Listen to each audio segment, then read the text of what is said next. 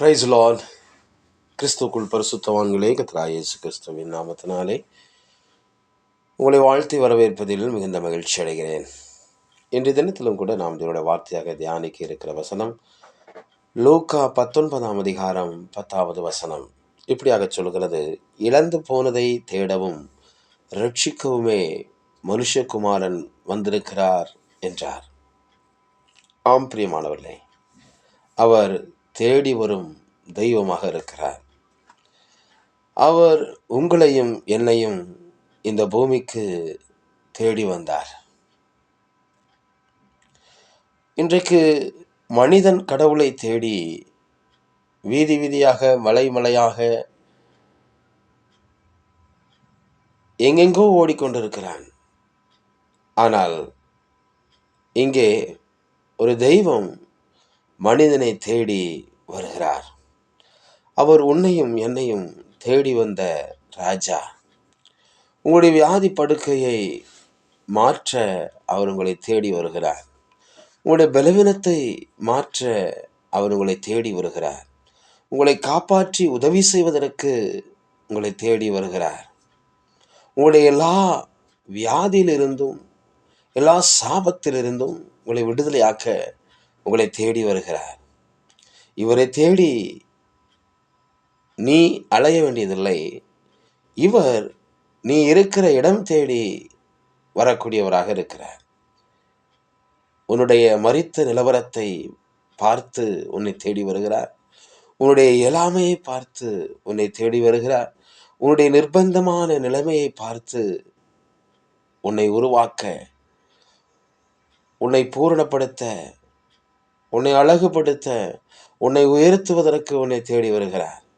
அன்றைக்கு பேதுருவை தேடி வந்தவர், ஒரு தனி மனிதனாகிய லாசருவை தேடி வந்தவர், 38 வருஷம் பெதஸ்தா குளத்தின் அருகே வியாதி படுக்கையில் இருந்தவனை தேடி வந்தார்.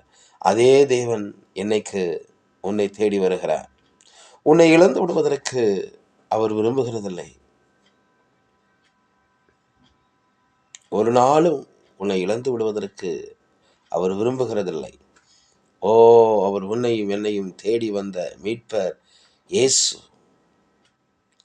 அவருடைய பெயர் மீட்பர், அவருடைய பெயர் இரட்சகர், அவருடைய பெயர் காப்பாற்றுகிறவர். அவர் நம்முடைய மூத்த சகோதரர், அவர் நம்முடைய தகப்பன், அவர் நமக்கு நல்ல மேய்ப்பனாக இருக்கிறார். அவர் இந்த பூமிக்கு மீட்பராக வந்தார். நம்மை மீட்கும் பொருளாக இந்த பூமிக்கு வந்தார். விலையே இல்லாமல் ஆதாம் சாத்தானிடத்தில் மனுக்குலத்தை விற்றுவிட்டு போய்விட்டான். விலையே இல்லாமல் விற்று விட்டான். விலை இல்லாமல் விற்கப்பட்டோம், பணம் இல்லாமல் மீட்கப்பட்டோம்.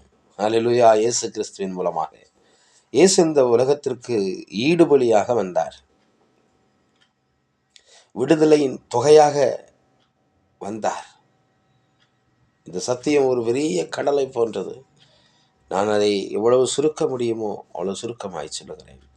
சரி நிகரான தொகையாக, நமக்கு சரி நிகரான தொகையாக கர்த்தராகிய இயேசு கிறிஸ்து இந்த பூமிக்கு வந்தார். பிரியமானவர்களே, மத்தேயு 20:28 சொல்லுகிறது, அப்படியே மனுஷகுமாரனும் ஊழியம் கொள்ளும்படி வராமல் ஊழியம் செய்யவும் அநேகரை மீட்கும் பொருளாக தம்முடைய ஜீவனை கொடுக்கவும் வந்தார் என்று எழுதப்பட்டிருக்கிறது. அநேகரை மீட்கும் பொருளாக என்று மத்தேயுவில் எழுதப்பட்டிருக்கிறது. ஆனால் 1 தீமோத்தேயு 2:6 இப்படியாக சொல்கிறது, எல்லோரையும் மீட்கும் பொருளாக தம்மை ஒப்பு கொடுத்த மனுஷனாகிய கிறிஸ்து அவரே இதற்குரிய சாட்சி ஏற்ற காலங்களில் விளங்குகிறது என்று எழுதப்பட்டிருக்கிறது. நீங்களும் நானும் மீட்கப்பட்டவர்கள். பிரியமானவர்களே, 1 தீமோத்தேயு 2:6 சொல்கிறது, எல்லோரையும் மீட்கும் பொருளாக ஒப்பு கொடுத்தார்.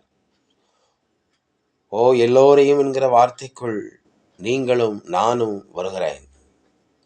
நீங்களும் நானும் வருகிறோம். நாம் மீட்கப்பட்டவர்கள்.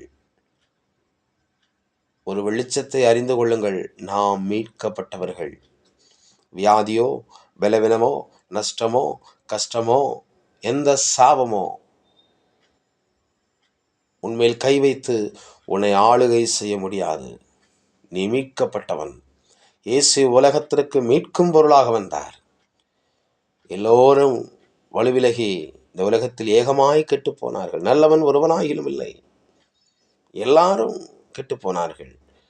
எல்லாரும் சாத்தானுக்கு அடிமையாக மாறிப்போனார்கள். இயேசு கிறிஸ்து தன்னை மீட்கும் பொருளாக இந்த உலகத்திற்கு வந்தார். இந்த மீட்கும் பொருளை ஒருவன் கண்டுபிடித்தால் என்ன நடக்கும் என்று சொல்லி யோபு 33ஆம் அதிகாரம் 24, 25, 26 வாசிக்கிறோம்.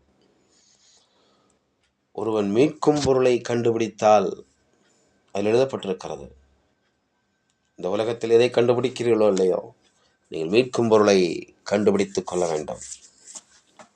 மீட்கும் பொருளை கண்டுபிடித்தால் முதலாவது அவன் படுகுழிக்கு விலகுகிறான், நரகத்திற்கு அவன் விலகுகிறான். ஏனென்றால் அவன் மீட்கும் பொருளை கண்டுபிடித்தான்.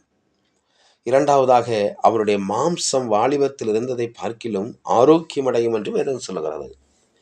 நீங்கள் மீட்கும் பொருளை கண்டுபிடிப்பீர்கள் என்றால் உங்களுடைய சரீரம் நீங்கள் வாலிபத்தில் வேலை செய்வதை பார்க்கிலும், நீங்கள் வாலிபத்தில் பலனாயிருந்ததை பார்க்கிலும் அதிக ஆரோக்கியமடையும், அதில் வியாதி வராது என்று எழுதப்பட்டிருக்கிறது.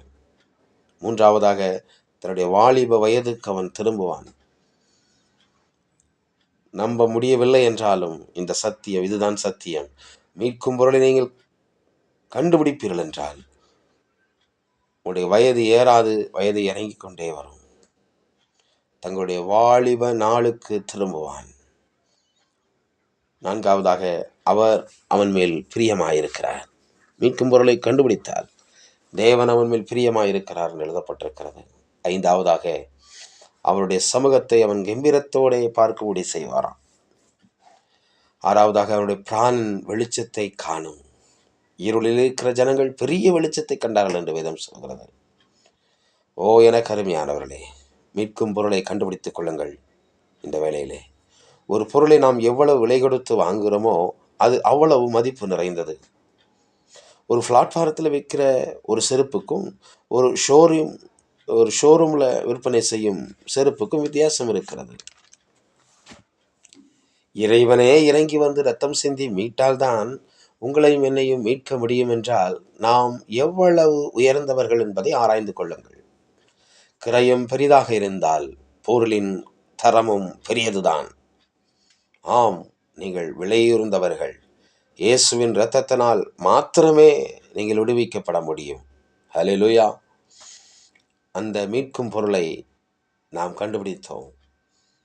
உங்கள் சரீரம் ஆரோக்கியமடையும். பிரியமானவர்களே, கர்த்தர் உங்களை ஆசீர்வதிப்பாராக. இந்த நாள் உங்களுக்கு நன்மை நாளாய் அமையட்டும். God bless you. Praise the Lord.